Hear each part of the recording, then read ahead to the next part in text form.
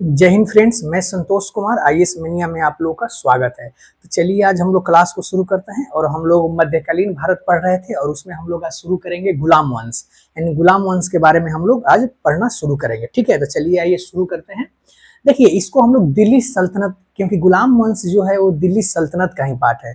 और दिल्ली सल्तनत का जो काल रहा है वो 1206 से लेकर 1526 तक रहा है। ठीक है, और उसके बाद 1526 के बाद फिर मुगल काल आ जाता है, जिसकी स्थापना बाबर करता है। उसके बारे में हम लोग बाद में पढ़ेंगे। ठीक है, तो चलिए हम लोग शुरू करते हैं गुलाम वंश। गुलाम वंश की स्थापना कब हुई थी? तो इसकी स्थापना 1206 में हुई थी। और पहले देखिए, गुलाम वंश 1206 से लेकर 1290 तक चला था, यानी लगभग 84 वर्ष तक गुलाम वंश चला है। और इसमें बहुत सारे शासक आए हैं और उनके हम लोग जो जो काम किए हैं उनको कामों को देखेंगे, तथा उनके समय में जो जो सिक्के चलवाए गए थे उसके बारे में भी हम लोग डिटेल से जानने वाले हैं। ठीक है, देखिए, गुलाम वंश को इससे मामलुक वंश या इलवरी वंश भी कहते हैं। तो ध्यान रखिएगा, क्वेश्चन में ये भी रहता है कि इलवरी वंश या मामलुक वंश किस वंश से संबंधित है। तो इलवरी वंश हो या गुलाम वंश हो या मामलुक वंश है, तीनों ये एक ही नाम है, यानी तीनों गुलाम वंश के ही नाम है। ठीक है, अब आते हैं हम लोग गुलाम वंश की स्थापना किसके द्वारा किया गया था? तो ये कुतुबुद्दीन ऐबक के द्वारा किया गया था। और कुतुबुद्दीन ऐबक का कितने शासनकाल क्या है? तो इसका शासनकाल 1206 से लेकर 1210 ईस्वी तक है। ठीक है, देखिए, कुतुबुद्दीन ऐबक को भारत में तुर्की साम्राज्य का संस्थापक भी माना जाता है। कुतुबुद्दीन ऐबक को भारत में तुर्की साम्राज्य का संस्थापक भी माना जाता है। ठीक है, इसका राज्याभिषेक जून 1206 ईस्वी में हुआ था, यानी 1206 ईस्वी में, जून 1206 ईस्वी में ये गद्दी पर बैठता है। ठीक है, कुतुबुद्दीन ऐबक ने अपनी राजधानी लाहौर को बनाया था। कुतुबुद्दीन ऐबक अपनी राजधानी कहाँ बनाया था? तो ये अपनी राजधानी को लाहौर बनाया था। ठीक है, लाहौर जो भी पाकिस्तान वाला है, उस समय तो फिर भारत पाकिस्तान के कोई पाकिस्तान का कोई कंसेप्ट ही नहीं था, क्योंकि पाकिस्तान भी एक ही में था। ये तो 1947 ईस्वी में क्या हुआ कि दोनों अलग अलग हुआ है। तो कुतुबुद्दीन ऐबक अपनी राजधानी कहाँ बनाया था? तो लाहौर बनाया था। कुतुबुद्दीन ऐबक ना तो अपने नाम का खुतबा पढ़वाया था तथा ना ही कोई सिक्का चलवाया था। तो कुतुबुद्दीन ऐबक ना ही अपने नाम का खुतबा पढ़वाया था तथा ना ही अपने नाम का कोई सिक्का चलवाया था। तो कुतुबुद्दीन ऐबक ये सब चीज में नहीं पढ़ा है कि अपने नाम का सिक्का चलवाएंगे या फिर अपने नाम का खुतबा पढ़वाएंगे। ठीक है, तो ये सब कुतुबुद्दीन ऐबक नहीं किया था। कुतुबुद्दीन ऐबक को लाख बख्श भी कहा जाता है। इसको क्या कहा जाता है? लाख बख्श। क्यों कहा जाता है? क्योंकि वह लाखों का दान दिया करता था। कहा जाता है कि कुतुबुद्दीन ऐबक रोज लाखों का दान दिया करता था गरीबों में, इसीलिए इसको लाख बख्श की संज्ञा दी गई है। किसको? तो कुतुबुद्दीन ऐबक को। ऐबक ने सूफी संत ख्वाजा कुतुबुद्दीन बख्तियार काकी, ये नाम याद रखिएगा, क्या है? ख्वाजा कुतुबुद्दीन बख्तियार काकी के नाम पर दिल्ली में कुतुब मीनार का निर्माण करवाया था। तो अगर सवाल पूछता है कि दिल्ली में स्थित कुतुब मीनार का निर्माण किसके द्वारा करवाया गया है, तो कुतुबुद्दीन ऐबक के द्वारा करवाया गया है। तथा किसके नाम पर? तो ख्वाजा कुतुबुद्दीन बख्तियार काकी के नाम पर कुतुब मीनार का निर्माण कुतुबुद्दीन ऐबक के द्वारा करवाया गया था। कहा जाता है कि निर्माण एक ही 2 फ्लोर हुआ था कुतुब मीनार की, तब तक इसकी मृत्यु हो गई थी। लेकिन इल्तुतमिश ने कुतुब मीनार का पूरा निर्माण, मतलब पुनर्निर्माण करवाकर पूरा कर दिया गया था। ठीक है, जिससे बाद में इल्तुतमिश ने उसे पूरा करवाया था। ठीक है, नेक्स्ट, ऐबक ने दिल्ली में कुव्वत उल इस्लाम, याद रखिएगा, कुव्वत उल इस्लाम कहां पर है? तो दिल्ली में। किसके द्वारा बनाया गया? तो कुतुबुद्दीन ऐबक के द्वारा। और अजमेर में 2.5 दिन का झोपड़ा, याद रखिएगा, 2.5 दिन का झोपड़ा। अजमेर में एक मस्जिद है। कहा जाता है कि ये जो मस्जिद है, कहा जाता है कि 2.5 दिन में ही इसको तैयार कर दिया गया था, इसीलिए इसका नाम 2.5 दिन का झोपड़ा पड़ता है, नामक मस्जिद का निर्माण करवाया था। 1210 ईस्वी में चौगान, यानी जो पोलो होता है, तो पोलो खेलते समय लाहौर में घोड़े से गिरकर उसकी मृत्यु हो गई थी। तो कुतुबुद्दीन ऐबक की मृत्यु कब हुई थी? तो 1210 ईस्वी में। कैसे हुई थी? तो वो चौगान खेल रहा था, जिसको पोलो भी कहा जाता है। तो पोलो जो खेला जाता है वो घोड़ा पर बैठकर खेला जाता है। तो खेलते वक्त उसको घोड़े से गिरकर उसकी मृत्यु हो गई थी। ठीक है, ऐबक की मृत्यु के बाद उसके सरदारों ने उसके पुत्र आराम शाह को गद्दी पर बैठाया।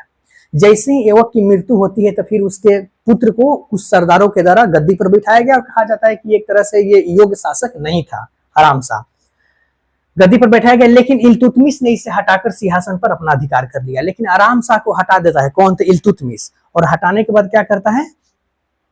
हटाने के बाद वो खुद दिल्ली की गद्दी पर बैठ जाता है। ठीक है, तो अगला हम लोग शुरू करेंगे इल्तुतमिश। इल्तुतमिश का शासनकाल क्या रहा है? तो 1211 से लेकर 1236 तक रहा है। इल्तुतमिश ऐबक का गुलाम एवं दामाद था। इल्तुतमिश कौन था?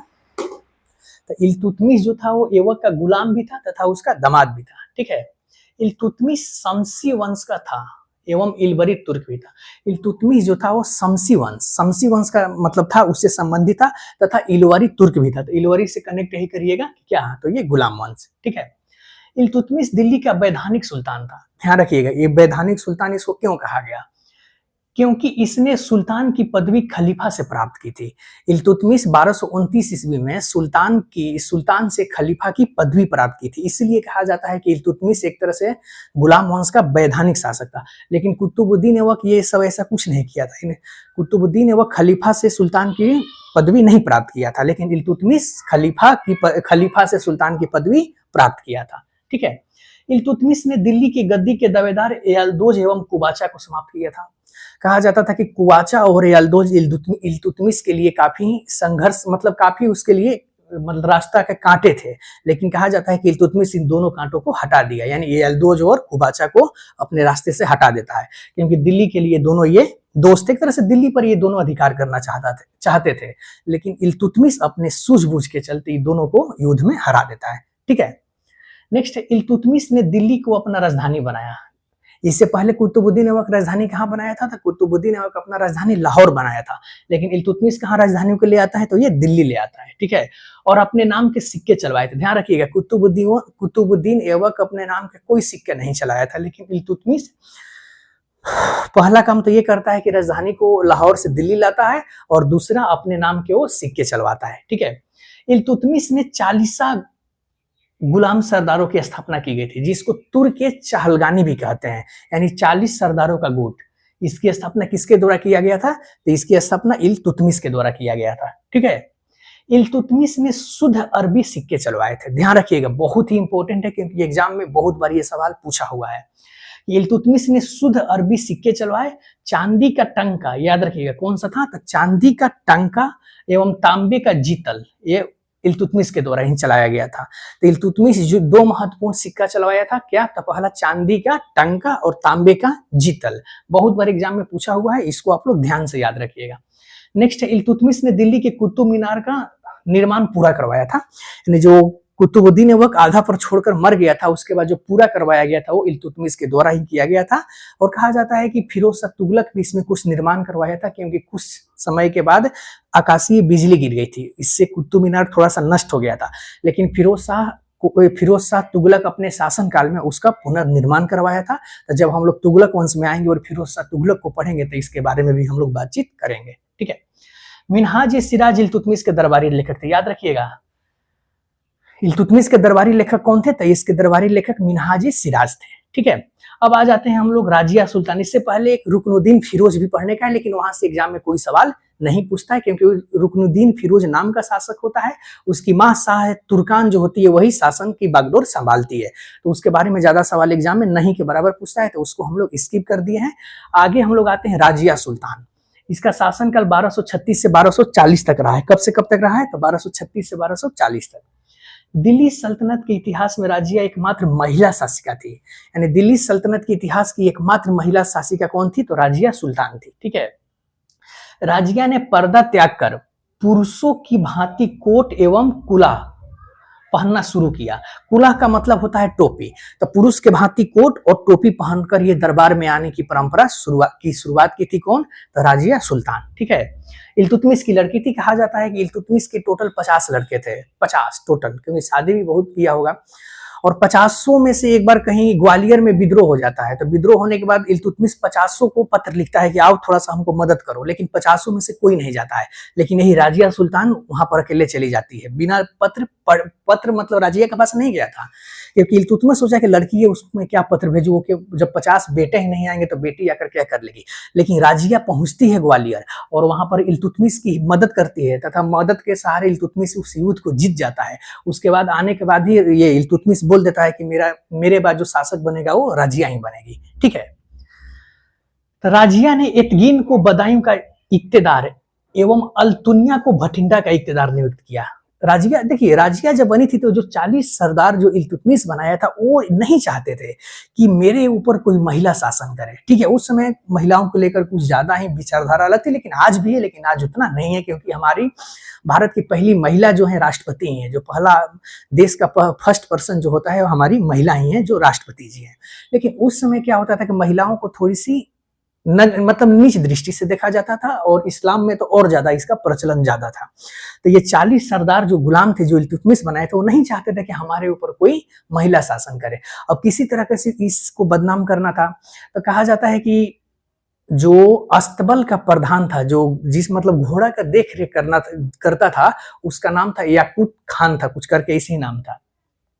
तो राजिया को थोड़ा सा घोड़े पर बैठाने में वो सहायता करता था, इसीलिए ये 40 सरदारों मतलब सोच ले कि दोनों में कुछ गड़बड़ है, लेकिन ऐसा कुछ नहीं था। राजिया सिर्फ वो राजिया को घोड़े पर बैठाने में मदद करता था, क्योंकि राजिया की हाइट ज्यादा नहीं थी, तो वो अपने से घोड़े पर नहीं बैठ पाती थी। तो जो वो घोड़े अस्तबल का जो प्रधान था, वो क्या करता था कि राजिया को अपने उठाकर ऐसे गोद में उठाकर घोड़े पर बैठा देता था। तो ये 40 सरदारों को लगा कि ये दोनों में कुछ मतलब गड़बड़ है, तो इसीलिए उसके चरित्र पर ये 40 सरदारों राजिया के चरित्र पर लांछन लगा दिया, क्योंकि एक महिला को बदनाम करने के लिए लांछन लगाना सबसे आसान तरीका है, ठीक है। तो वही लांछन लगाकर इसको बार बार बदनाम करते गए, किसको? तो राजिया को। कौन? तो ये जो 40 सरदार, ये जो इल्तुतमिश बनाया था, ठीक है। तो अल्तुनिया को भटिंडा का इक्तदार नियुक्त कर दिया गया। अल्तुनिया ने 1240 में सरहिंद में विद्रोह कर दिया, और विद्रोह किया था यही 40 के कहने पर ही, यानी जो तुर्क के चहलगानी के कहने पर ही भटिंडा में अल्तुनिया ने विद्रोह कर दिया। फिर राजिया ने अल्तुनिया से शादी कर ली थी। राजिया भी एक चाल चली, और वो उसकी आखिरी चाल थी। सोची कि अगर विद्रोह कर देता है तो इसको किसी तरह से अपने मतलब मिलाना है, तो मिलाने के लिए राजिया अल्तुनिया से शादी कर लेती है, और शादी करके फिर दोनों साथ हो जाते हैं। फिर वहां से फिर दिल्ली की ओर चलते हैं, भटिंडा से दिल्ली की ओर। लेकिन 40 सरदारों का जो था ये नजर इन पर था, तो कहा जाता है कि 40 सरदारों के ही कहने पर है, कुछ डाकुओं के द्वारा 13 अक्टूबर 1240 ईस्वी को कैथल के निकट कुछ डाकुओं ने राजिया और अल्तुनिया दोनों की हत्या कर देता है। यानी कुछ जो डाकू थे वो राजिया और अल्तुनिया दोनों की हत्या कर देते हैं। लेकिन डाकू कहने का है, लेकिन ये जो इशारा है वो 40 गुलामों के द्वारा ही करवाया गया था, क्योंकि वो लोग नहीं चाहते थे कि राजिया हम पर शासन करे, यानी हम पर एक महिला शासन करे। लेकिन देखा जाए तो दिल्ली सल्तनत के इतिहास में राजिया एक बहुत ही सफल शासिका साबित हुई थी, लेकिन उसका कार्यकाल बहुत ही कम था, 4 साल तक, 4 साल तक ही था। अगर 10 से 15 साल तक रहता तो वो और भी अपनी काम को अंजाम दे सकती थी, लेकिन खैर 4 साल में ही उसको मतलब षड्यंत्र करके उसको मार डाला गया, ठीक है। चलिए, राजिया के बाद एक और आता है, ये कोई आराम शाह करके आता है, तो उसके बारे में नहीं, वो बहुत सारे आते हैं। ये सुल्तान महमूद आते हैं। कहा जाता है कि सुल्तान महमूद अपने खर्चे के लिए टोपी सीकर अपना खर्चा निकालता था। तो ऐसे ऐसे क्वेश्चन खैर नहीं आते हैं, पहले एग्जाम में पूछा जाता था, लेकिन अब ये सब नहीं पूछा जाता है, ठीक है। तो हम लोग स्टार्ट करते हैं गयासुद्दीन बलबन। बलबन 1266 से लेकर 1287 तक ये शासन करता है। ये बलबन, देखिए बलबन के बारे में हम लोग देखते हैं। बलबन इल्तुतमिश की भांति इलबरी तुर्क था। बलबन भी क्या था? इल्तुतमिश की भांति ही इलबरी तुर्क था, और कहा जाता है कि बलबन भी एक तरह से गुलाम था।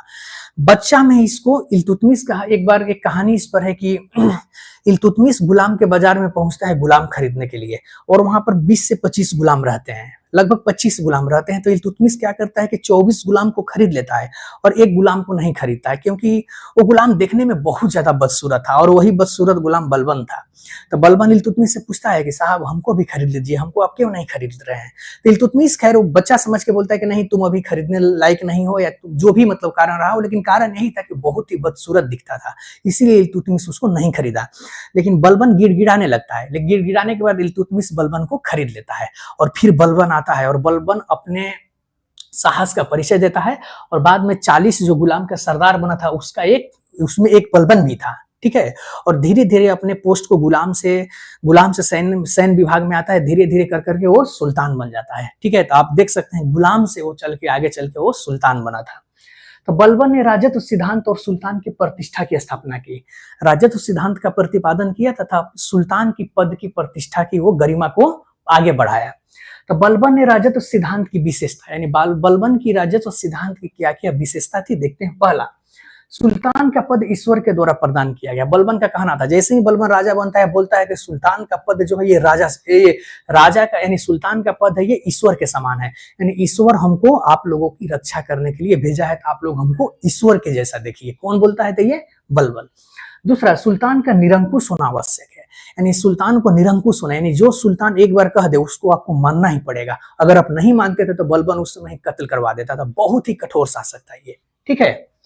बलबन ने 40 दलों को समाप्त कर दिया था। देखिए 40 दल बनाया किसने था, तो 40 दल ये इल्तुतमिश के द्वारा बनाया गया था, और ये समाप्त किसके द्वारा किया गया था, तो ये समाप्त बलबन के द्वारा किया गया था। बलबन 40 दल को समाप्त कर दिया, क्योंकि बलबन को लगा कि ये 40 दल आगे चल के यही राजा का निर्माण कर रहे हैं, और एक तरह से 40 दल ये पूरी तरीका से ताकतवर हो गए थे, ठीक है। तो बलबन इस 40 दल को क्या करता है, समाप्त कर देता है। बलबन ने कई ईरानी परंपराएं जैसे सिजदा, सिजदा का मतलब होता है जमीन पर लेटना, तथा पैबोस प्रारंभ करवाया। पैबोस का मतलब होता है कि सुल्तान के पांव को चूमना। ये दो प्रथा की शुरुआत की थी, यानी सिजदा, जैसे ही आप सुल्तान के पास मिलने आते हैं तो आप जमीन पर लेटकर उसको स्वागत करिए, और पैबोस यानी सुल्तान को पांव को आप चूमिए। ये बलबन ने शुरू करवाया था। बलबन ने रक्त एवं लौह की नीति का पालन किया। रक्त एवं लौह की नीति, किसी से कोई समझौता नहीं, अगर वो हमको चाहिए तो चाहिए ही, चाहे जैसे ही चाहिए, तलवार के बल पर ही चाहिए, लेकिन वो चाहिए ही चाहिए। ये बलबन के द्वारा रक्त एवं लौह की नीति का प्रतिपादन किया गया था। बलबन ने ईरानी त्योहार नौरोज की प्रारंभ करवाया। जो ईरानी त्योहार जो था नौरोज, उसका प्रारंभ बलबन के द्वारा ही करवाया गया था। बलबन ने स्वयं को अफरासियाब का वंशज बताया था। बलबन स्वयं को अफरासियाब यानी उस समय बहुत पहले का ये जमाने के थे वंशज थे, उन्हीं का अपना वंशज बताया, और बोला कि ईश्वर हमको भेजा है भगवान बनाकर, यानी अल्लाह बनाकर ईश्वर हमको भेजा है। आप हमको ईश्वर के जैसा है मानिए, जो मैं कहूंगा वही होगा, जो आप लोग कहेंगे वो नहीं होगा, क्योंकि मैं ईश्वर हूं, और ईश्वर हमको छाया बनाकर आप लोगों को रक्षा करने के लिए भेजा है। इसीलिए बोलता है कि वो मैं स्वयं अफरासियाब का वंशज हूं, लेकिन ऐसा कुछ था नहीं। बलबन ये अपने पद और प्रतिष्ठा स्थापित करना चाहता था, ठीक है।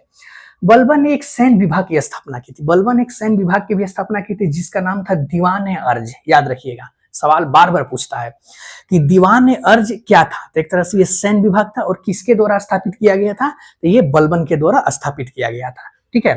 बलबन ने जिल्ले इलाही की उपाधि धारण की थी। किसकी उपाधि धारण की थी, तो जिल्ले इलाही की उपाधि धारण की थी बलबन ने, ठीक है। कहीं कहीं इसको उलुग खां की भी उपाधि मिला हुआ था।